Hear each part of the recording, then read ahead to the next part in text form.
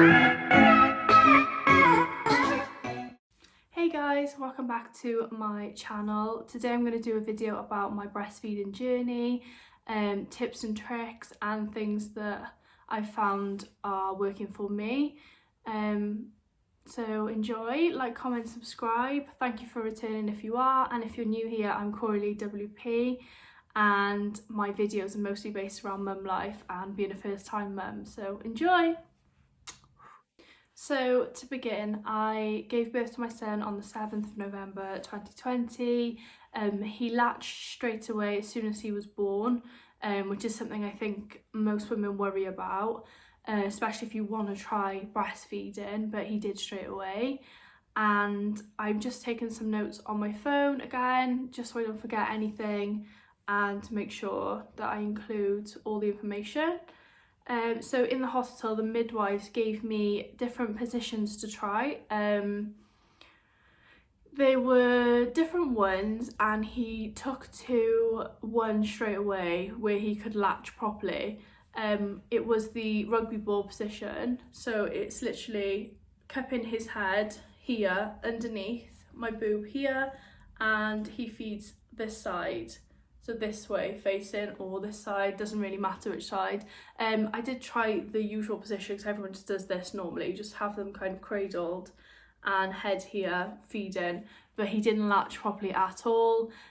He started to get milk blisters on the top of his mouth, not so much the bottom, but always in the centre, right by his cupid's bow. And I just tried different positions. I kept telling the midwives that I needed to find different ways to feed him, and right now he feeds that way still and straight up, so his head is facing this way, feeding that way, because he has reflux, so he has silent reflux. So with breastfeeding, I always kind of knew that I wanted to breastfeed. I always said from the beginning that I'd probably combi feed, so I'd probably give, can you hear him in the background? He is okay. He's absolutely fine, he's just stirring. So I always wanted to breastfeed, or at least try. I didn't put any pressure on myself, and I wasn't one of those people that just said, right, that's it, I'm breastfeeding, nothing else, I'm not formula feeding, because at the end of the day, I truly believe that fed is best. Above all, never put pressure on yourself. Every day is different, and one day they might feed one way, one day they might feed another, and it's very difficult to know how much they're feeding also. So don't put pressure on yourself, if that's one piece of advice I can give. If you can breastfeed, you can breastfeed. If you can't, you can't. It's no different, it's not the end of the world, and as long as your baby is fed and happy, that's all that matters, honestly. So the worry about not feeding enough. When you're a first time mum, you worry enough anyway that are they getting enough? How hot are they? Are they drinking too much? Am I overfeeding them? When do they need to go to the toilet? How often? So when I started breastfeeding, obviously I had no clue. The midwives were really helpful, the ones that kept coming out to me, and they would give me different tips and tricks basically to help with this. So breastfed babies often don't go to the toilet, don't go for a poo, can be up to 10 days. So obviously sometimes it's worrying when it gets past 2 or 3 days. You're kind of thinking, why are they getting enough? Like, what's happening? Is their digestive system like working properly? Is there enough breast milk going into them? Is it thick enough? Is it, you know, all these things you kind of worry about, but it's totally normal, completely normal. And he was breastfeeding quite a lot to begin with. So when he was first born, he was feeding more than he was asleep, and that's facts. So I was thinking, oh my goodness, am I not producing enough? Is he latching okay? All of these kind of worries. But he was just a hungry baby. He still is now. He's got into more of a routine now, but he did feed a lot when he was first born. So I kind of worried that he wasn't getting enough, and often I would say to my partner or to the midwife, do I need to formula feed him? Do I need to top him up with formula? And they were like, no, you really don't, because he is getting enough. Every time they kept coming out to weigh him, he was weighing more. So those kind of things put your mind to ease a lot, because you do worry quite a bit. So one thing I did get was mastitis, the most painful thing ever. My boob felt like it had hard rocks in it, and it was so hot to touch and painful, couldn't sleep on it. But they said it was because I was overproducing milk. So he was getting enough, but I was overproducing because he was feeding so much. My body wasn't in a routine of I need to produce milk by 1357. It was producing constantly. I had to go on a dose of antibiotics for 7 days to get rid of it, but so I have a story time for that. So I rung the doctors to basically say, look, I think I've got mastitis, obviously during Corona now. He's fine, he's just fidgeting over there. It's because I'm talking, he's such a light sleeper. So I rang the doctors, and obviously with COVID, I had to speak to a doctor over the phone first before anything else to see if they wanted me to come in or whether they were just going to give me antibiotics. So I rang the doctors and they said, okay, appointment will be between 3 and 5. Keep your phone on you. It's like, great, okay. Kept my phone on me, they rung. I answered, the phone went dead. Like the little line went dead on the phone. Then they rung again, because they always ring twice, because the lady said on the phone she will ring you twice, and if you don't answer, that's the end of that, like that's your appointment gone. So I made sure my phone was on loud and everything, and they rung again. I answered, said hello, and the woman put the phone down to me. So I rung the doctor straight away, like literally within 60 seconds, and said, look, I've just missed a phone call from this doctor for this appointment, please can you put me through? And they were like, oh, sorry, you've missed your because they've rung twice, you've missed it, like your appointment's done. And I just burst into tears down the phone to the receptionist. I was so upset because I was in so much pain. I cannot even describe to you. I was having hot and cold flushes. I couldn't lay on one side because it was more on the left side than was on the right, because the boob on the left was overproducing. I was just constantly, I felt like I had a fever 24/7. It was awful. I was using ice packs constantly on it. Then I was using hot water. They say to get in a hot bath and massage it, so like massage the milk down. That wasn't working. Nothing was working. They said to feed more on that side. Well, you can imagine how painful it was. How you are, you just have to say that you're fine when you're not really fine, but you just can't get into it because they would never understand. As soon as he latched, you could scrape me off the ceiling. It was that painful. And they kept saying, just keep trying, keep trying. Oh, it was the most painful thing. In my head, I was like, I'm just going to formula feed. I'm just going to formula feed. This is going to keep happening. I'm going to formula feed. I give up. I can't do this. But thankfully, I got another doctor's appointment the same day because I just kept on. I burst into tears on the phone, and the woman was kind of like, are you okay? Like, she obviously didn't know what to say, and I was like, I'm so sorry, I don't normally cry, and she was like, no, it's totally understandable, it's the most painful thing, especially if you're a woman, you know, even putting a bra on. Oh, it was horrendous. Like, you could literally feel the weight of them. So one of the questions someone has asked me is said, like, how much did your boobs grow? So I was probably, before pregnancy, like a C, and I've definitely gone from like that to probably, I think I'm a double D, maybe an E now. They do grow in size, like they do in the first few weeks, they double, 100% they double, and now they've settled down. Obviously mastitis is gone. I took antibiotics for 7 days, they worked amazingly. Like after the second day I saw a difference straight away. I could feed him properly without being in pain. They did the world of good. They were amazing. So yeah, about is the sleep deprivation that comes with breastfeeding. So you are their only source of food, so they rely on you regardless whether you need to sleep or not. It's a given.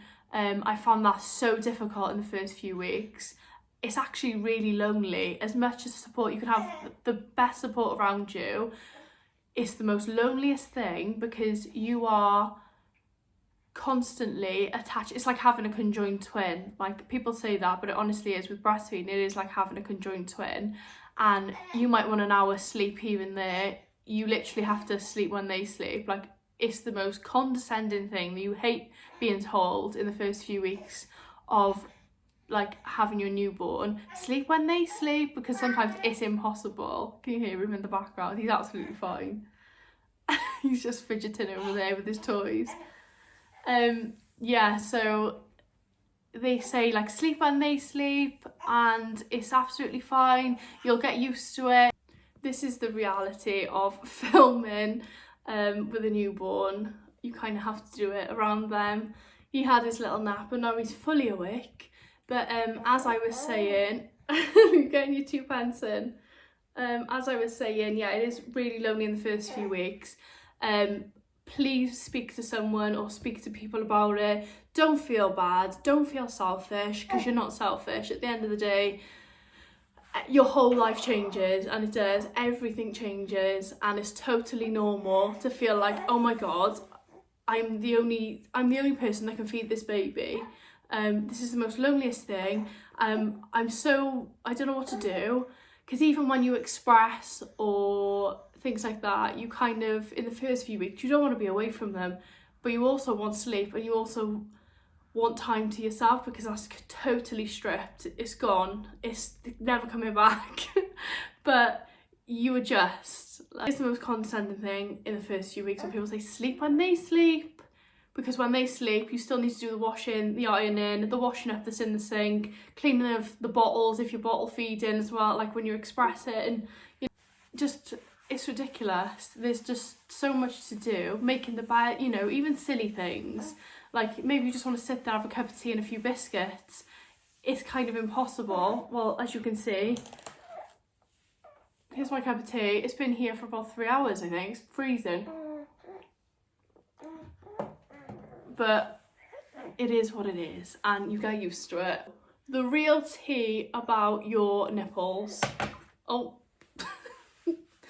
So, the reality of what happens to your boobs. So obviously they do get bigger because you're producing milk, so they are going to be bigger, but nobody tells you your nipples will get 10 times darker than what their natural shade is. Like honestly, they're so dark, and they get bigger as well. So obviously it's easier for baby to find and latch on, things like that. So that's why these changes happen. But yeah, nobody tells you about that. So when you're pregnant, they get darker then, and they start to get bigger, or mine did, in the 3rd trimester. So when he fed then, I feel like they're completely different shape, different size to what they used to be before I was pregnant. It's crazy how much they change, but amazing at the same time that your body can just adapt like that and just completely change to fit the needs of your baby. It's mad, but yeah, so just throwing that out there. They change, they get darker, they get bigger, your boobs get bigger. Full stop. Something else nobody really tells you when you, or even you consider, because I didn't consider it, I thought I'm just going to breastfeed, that's the end of that. The struggle to find clothes, or certain clothes you used to wear in the past before you got pregnant, and then after you've had the baby, you think, right, I'm going back into those clothes. Try and get back into those clothes and breastfeed. That is the real struggle, because like even now, I've got a dress on, I'd have to take this whole thing up to the size to breastfeed. So I couldn't do it in public. I couldn't wear a dress in public unless it had like a zip or something, like it was breastfeeding friendly. I couldn't wear this out because I know it's not practical. So certain things you'd like to wear before, you can't wear now. So I ordered a few like breastfeeding tops and things like that. But honestly, there's nothing really. I know Nike have brought out a big brand of maternity breastfeeding friendly clothes, but there's not a lot of places that actually do nice looking, kind of 21st century looking clothes. Like, I know I'm a mum, but I don't need to look like a mum, if that makes any sense. I don't need to wear a cardigan and a skirt down to my ankles, but that's the only things that they kind of or I've found, I might be wrong, if you know any, please leave them in the comments below. I would massively appreciate it, because any brand that I've found that do breastfeeding friendly clothes are horrible, or like that's another struggle of breastfeeding, is if you think, lovely, I'm going to get back into that top or that jumper, or I don't know, something, even a bra, then just think again or consider it at least. There's going to be a lot difficult to do so. Not that that's a massively awful thing, because it's not, but it is one of those things that nobody told me before I started breastfeeding. So I bought nursing bras. I only bought them from like eBay, Amazon, just once. At the time it was like COVID, so everything's locked. I couldn't even go into a shop if I wanted to and look for a nursing bra. So I ordered them, and I've got one on now. They're amazing. So they've got like a clip here, you literally just clip down, feed, clip back up again. They're so practical. I will try and leave a link in the description box so you can just click on, go and order them. They were literally like £6, £7. My friend here actually bought me one for my birthday before I had him. Obviously I was born in October and I was having him in November, and she bought me one because I was like, it's something I need. She bought me that and nipple pads, which is like so hilarious, because you get to this age and you just think, what on earth do I want for my birthday? A nursing bra and nipple pads. Yes, please. Breastfeeding in public. So I never had a problem anyway. Like, it's not something that I would ever be ashamed of, or anyway, I was never going to be like that. I knew I wasn't. I'm not in any way self-conscious about things like that.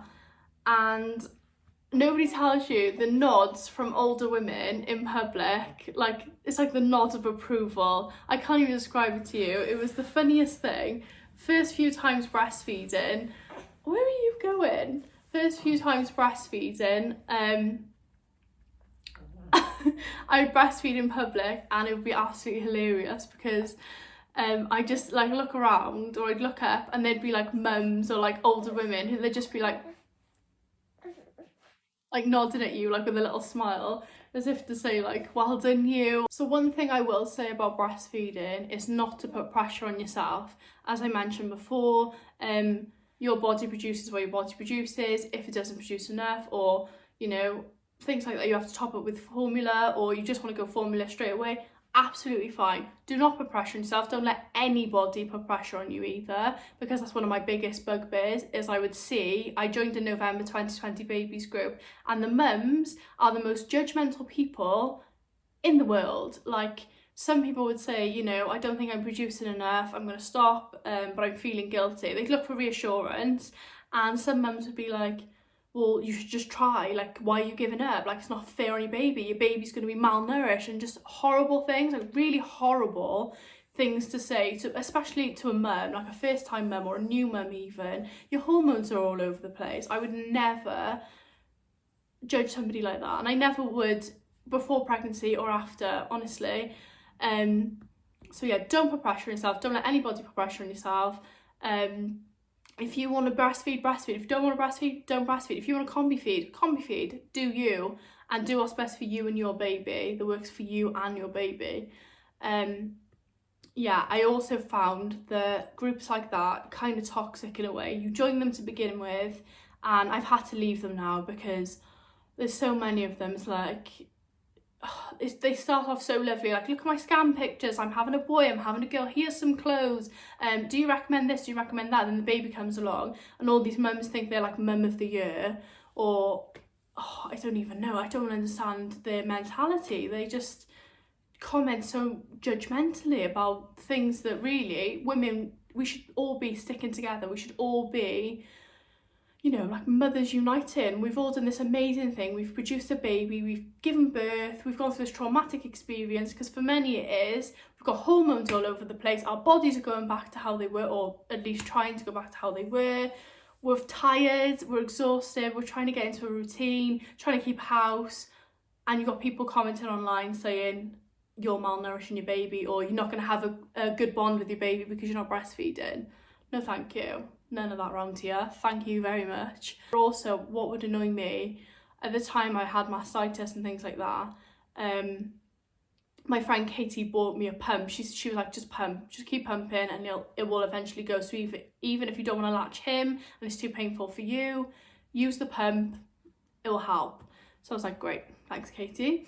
And she brought it to my house actually, the Tommy Tippy hand express pump. I will try and get it once I put him down to show you. I also bought shells to go in your bra. They were okay, meh, don't really recommend them.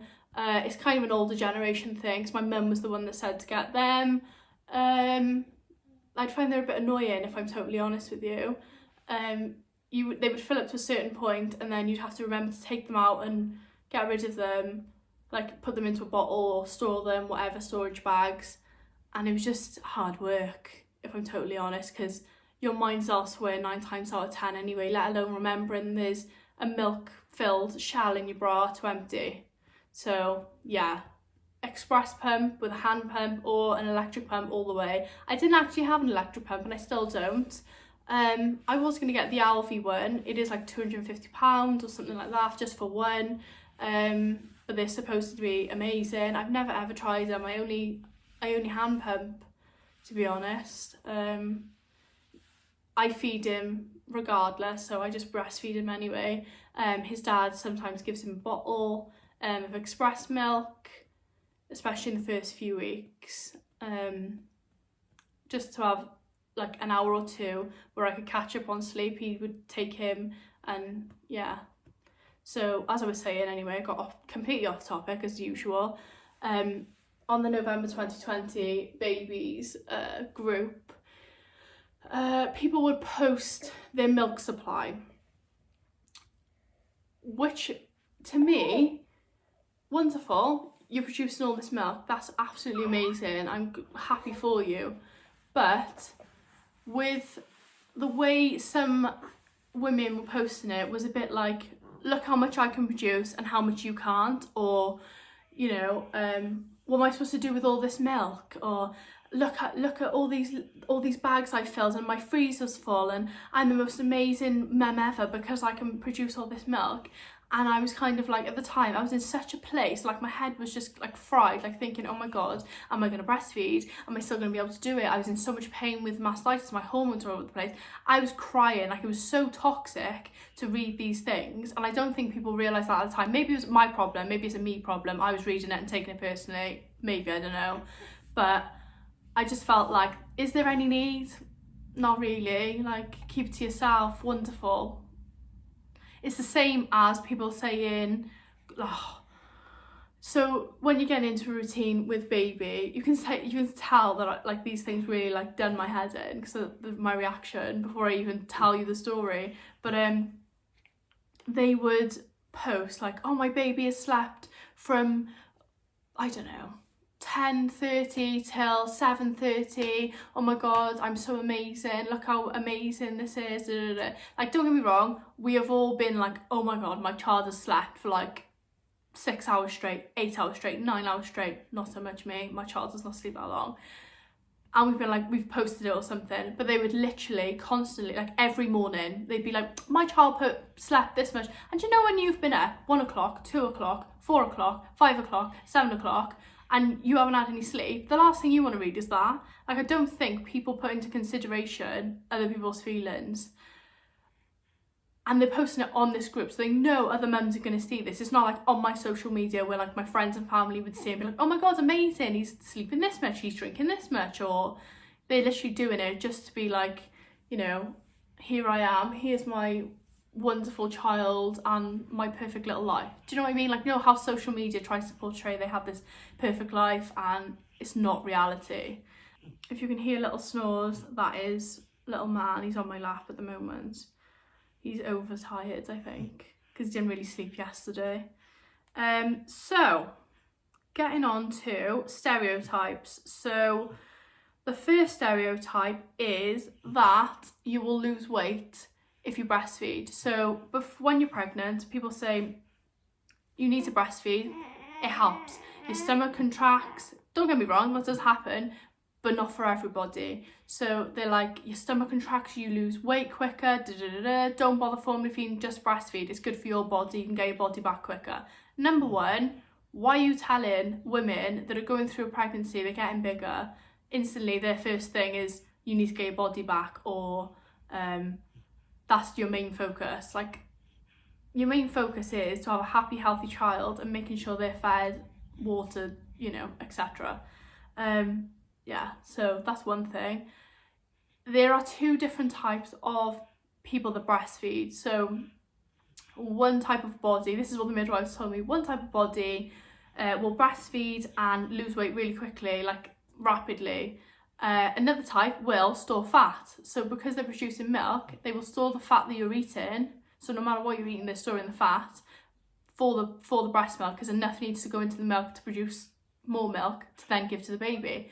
So the whole myth of, or stereotype of, if you breastfeed, you'll lose weight, you'll be back to your size 10 jeans in no time, is a myth. Second stereotype is the negative, that if you don't breastfeed, you will definitely have mastitis and stuff like that. No, that's not a given. People also say if you don't feed your baby enough, you'll get mastitis. No, not a thing either. Because someone actually said to me, you've got mastitis because you don't feed your baby enough. And I thought, I am feeding this baby on the hour, every hour, if not every 2 hours.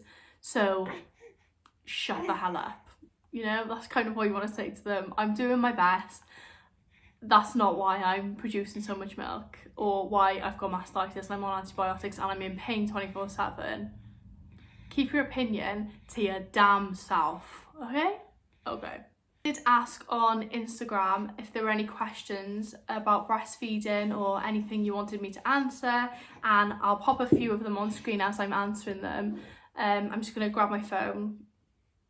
So, oh, big yawns. So, first one is, how big did your boobs grow? So like I said, I went from a C to like a D, then double D, and I'm probably like an E, double D, E now. Probably a double D if I'm honest.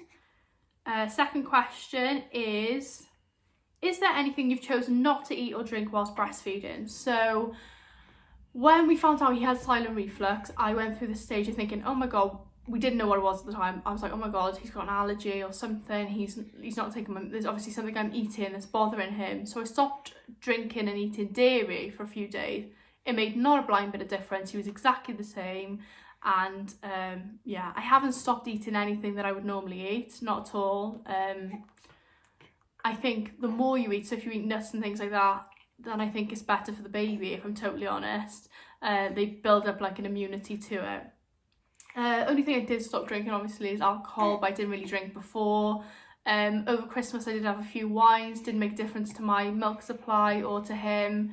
There's only a 2% to 5% chance of the wine going through to his milk anyway. Yeah, nothing I stopped drinking or eating really. Third question, have you tasted it? No, I haven't. I don't know why, to be honest with you. I've just never, I had this quite a lot, like have you like put it in your tea or things like that, and I was just like, no. It smells sweet, so I just imagine that it just tastes the same, to be honest, but I don't really want to try it. Do your boobs ache after feeding? No, if I'm totally honest, they ache beforehand because they're too full, so they need to be kind of expressed or fed. They don't ache though, not at all. Do they bite you, or like do babies bite you? They don't bite. As time's gone on now, he's 2 months old, so his gums are more formed. So when he latches, you feel it more. You're thinking, oh my God, what's it going to be like when he's got teeth, you know? Hopefully I'm not breastfeeding by then. Do your nipples squirt randomly? They don't squirt, no, but they do leak. I do have to wear nipple pads in my bra, because obviously they do produce, or say he hasn't drunk everything that I've produced in that one feed because he's had enough. They do leak quite a lot. How much does it hurt? So at first, it's a weird feeling. It's not hurt, it doesn't hurt. It did hurt when I had mastitis because it's sore, but it doesn't hurt. Even now, when they latch, you kind of go, ooh, it's that kind of feeling of like, oh, that's weird. But it's not it's not a hurt or an ache or anything like that. Is there a boob which is more dominant for milk?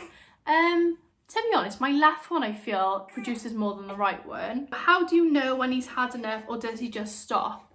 So he just stops. He unlatches himself and he's done. At first this was one of the things I kind of worried about or panicked about, because I was like, oh my god, am I producing enough? When do I know do I unlatch him? Especially even with the silent reflux, I was like, do I unlatch him and then wind him and then latch him back on again? But to be honest, I've just kind of let him do his thing. Like, he knows what he's doing for all intents and purposes. He knows when he's done, and if he's not done, then he's going to relatch anyway. So there's no need to worry about that. So yeah, he does just stop, to be honest. But he is a hungry baby, so he will overfeed to the point that some days he does get hiccups, and I'm like, why? Why did you do that? But yeah. Next question. Do you think it creates a better bond with your child? Obviously, I can't comment, to be honest. In my opinion, I've got a great bond with him because I'm his only source of food. But I wouldn't know if you formula fed and you've got a great bond anyway. Do you see what I'm saying? Like, I can't imagine that it makes much of a difference. I'm sure you're his mum, you're the one that cares for him constantly, or her. You will have a bond regardless. The only thing I can say is I have noticed, say he's like fussy or he's crying and my partner feeds him with a bottle, he's still fussy or he's still kind of not settled. He'll drink and he'll be quiet, but he's not settled. Whereas when he latches on a boob, he kind of goes like as if it's like a massive relief from him. But yeah, so that's what I've noticed is the difference between giving him a bottle and when he latches, he kind of goes as if to say like, oh, this is all I needed, like I was having a cup of tea or something. My last question is, did you ever think about not breastfeeding to save the perky boob? So I think lots of people think that if you breastfeed, then you're just going to end up with like empty sacks of boob. But that hasn't been the case for me. I don't know whether when he stops it will be, but if I'm totally honest, my boobs weren't that perky anyway. I have been yo-yo dieting, losing weight since I was like a teenager. So I've gone like to 18.5 stone, back down to 12, then 14, then 12, then 15, and then I'm probably about 16 stone now, if I'm totally honest with you. So they're quite full now. When and if I lose weight, will they change again? Probably. So they weren't exactly massively perky anyway, because obviously I've gone size difference, like I've gone from up to an E, back down to a B or a C, and then a D, and then double D. So yeah, none of that really crossed my mind, if I'm totally honest with you. If you can hear him, he's feeding, which is funny. Done a breastfeeding video, and obviously he wakes to breastfeed. He's noisy, I know. He's acting like I starve him, I promise you I don't. But yeah, so thank you so much for watching, and if I've missed anything else or if there's anything else you'd like to know, please comment below, and yeah, I'll see you in the next one. Bye.